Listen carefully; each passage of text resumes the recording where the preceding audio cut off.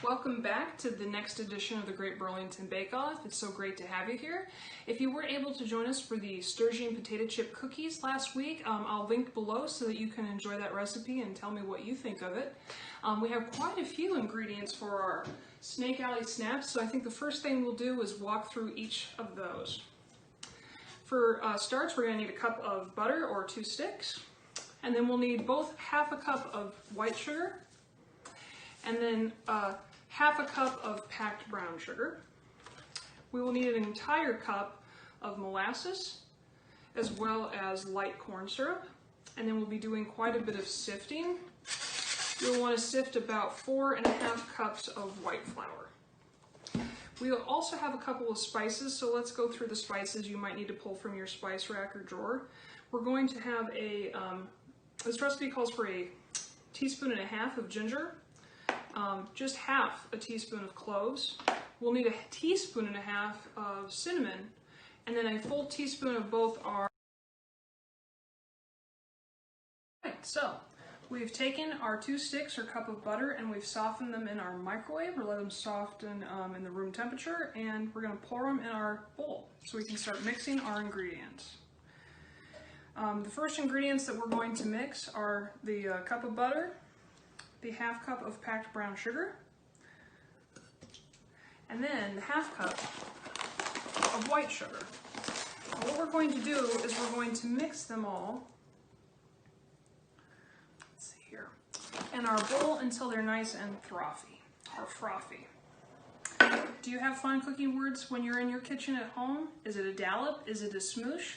Let us know in the comments below. I'm going to mix these until we're ready for the next ingredients. All right. If we have the right amount of frothy or foamy or bubbly or effervescent, I think we are ready to add our cups of molasses and our light corn syrup. So here's the fun part. Whoa. So have you ever made ginger snaps or gingerbread people for the holidays? We make gingerbread zombies in my household. I'd love to hear more about your stories below and what your traditions are with cooking with ginger. Gingerbread houses are a lot of fun too. So now that both of these are poured in as well as we can get them in, because clearly they're a little bit gooey, we're going to mix those until they're well mixed into our butter and sugar combination. All right.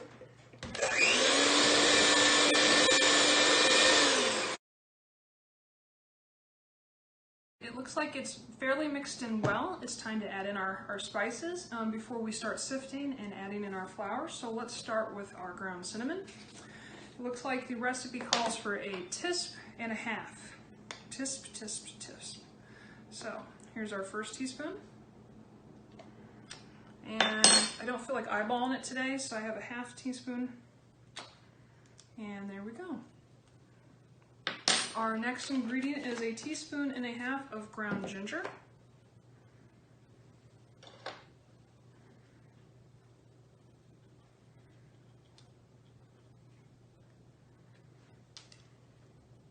So we have our first teaspoon here, and we have our 1/2 teaspoon. So I've always been taught to pour over the bowl, but if you had like too much ginger pop in, I'm not sure what you would do. So maybe it's a little best to, when you're packing your ingredients, to do them over the counter. So I have baking soda. I need a teaspoon of that. I'm going to make sure it's nice and smooth by brushing it against the top of the box and pop her in. Looks like we also need a teaspoon of salt. And we don't want them to be too salty. So again, I'm going to hover away from the bowl and pour in my salt. All right, and then we're going to grab that 1/2 teaspoon one more time and pour in our cloves.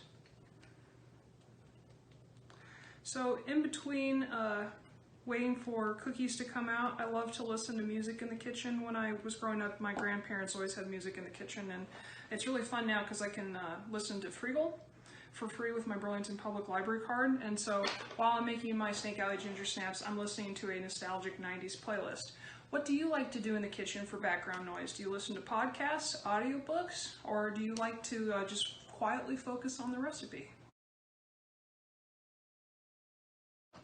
We've mixed all of our spices in, and it's time to start sifting and adding our 4.5 cups of flour. So I've grabbed my sifter so that I can make our flour just a little bit lighter. And I have my first cup of white flour, so I'm just going to pop it in and then sift it down into my bowl.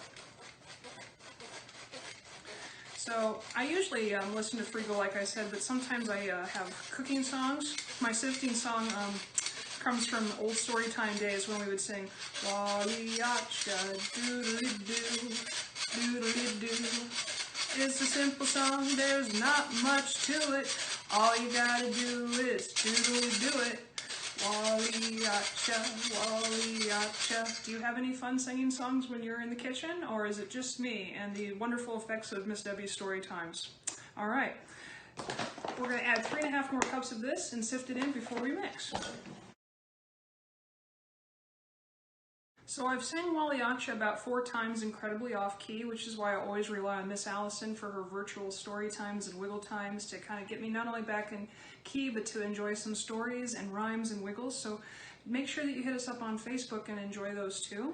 We have sifted successfully 4 cups, and we've poured them in one at a time so that it was much more manageable. As you see, our dough gets thicker and thicker the more we add. So we're going to take our last half cup for a total of 4.5 cups and sift it to complete our recipe.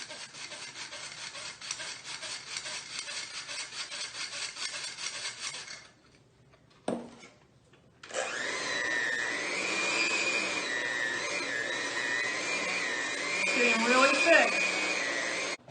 Awesome sauce. It looks pretty great. In order for us to be able to shape it into our Snake Alley snaps, we're going to need to freeze our mixture for 30 minutes in the fridge. Once you've chilled your dough for 30 minutes, it should be malleable and thick enough that we can roll it out and manipulate it. So we'll set our dough aside, grab some of our flour, and lightly dust our working surface. So we may want to lightly dust our hands so that we're able to pinch off about 2 tablespoons of dough from our bowl here, and then start to roll it in our hands until it's like a ball. If you've played Play-Doh with us at the Burlington Public Library or do clay crafts at home, this may be familiar to you, but you're just going to lightly rub it between your palms, up and down, up and down, up and down, until you see a ball shape. Now that we have our perfect ball, we're going to want to lay it down on our working surface and just start to gently, with our fingers, roll it in the center with even pressure. As your snake starts to widen out, you may want to add a couple more fingers with even pressure. Back and forth, back and forth, back and forth, back and forth. We're making a snake just like Snake Alley. And about the time all of your fingers are involved, it's going to be about 6 inches long, and then it's ready to place on the pan. So as you can tell, we've already laid a few down. My lovely assistant has even carved some of the bricks for our Snake Alley snaps onto the gingerbread. We're going to lay our last one onto the pan. So we have our long snake. We're going to put it right here. And if you think of Snake Alley, it kind of has an entrance at the top, and then it rolls into its first curve, then it winds into its second curve, and then goes all the way down into its third curve until it goes out at the bottom. So we have an approximation of what Snake Alley looks like, but we still need our bricks. So we're going to tap our fingers with pellet flour and flatten out our alleys just a little bit. Now that our snakes are flat, we're going to want to add the bricks. So we're going to take a butter knife. You may need to put a little bit of flour on the end of it like you would a cookie cutter so it doesn't stick to your batter. And then we're going to press down our bricks. So let me show you how that works. You're going to start with a bunch of vertical lines, evenly spaced as much as you can. What's fun about this process is that it's creative and that there's no perfect way to do it, and everybody's is going to turn out unique and lovely. But you see I have my vertical lines there. And then you're going to want to offset your horizontal lines so that they look like brick, just like the beautiful bricks that make up Snake Alley. There you go. So we've cooked our Snake Alley snaps for 8 minutes on 350 degrees. Let's take a look and see what they look like. Oh, I'm excited. We've got our brick and we've got our curves. We've got our ginger snap. Awesome. Lovely assistant is making all of these horizontal lines across the alley, trying to keep them evenly separated so we'll have enough room to put in all of our bricks. If you've ever done the Great River Bridge run, you'll remember that there's a portion where you run up the alley, which is quite a feat in and of itself. If you took driver's ed in the area, you may also remember the arduous task of driving down and how exciting / maybe nervous making that was when you were 15 or 16 years old. So as you can see, my lovely assistant is going in and adding the bricks.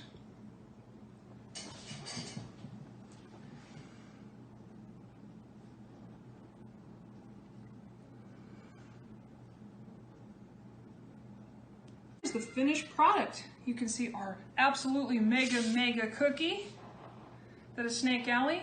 We experimented with some colors, some brown and some red, but then we also had some of these wonderful ones where we had just put in with our butter knife the little pieces of brick.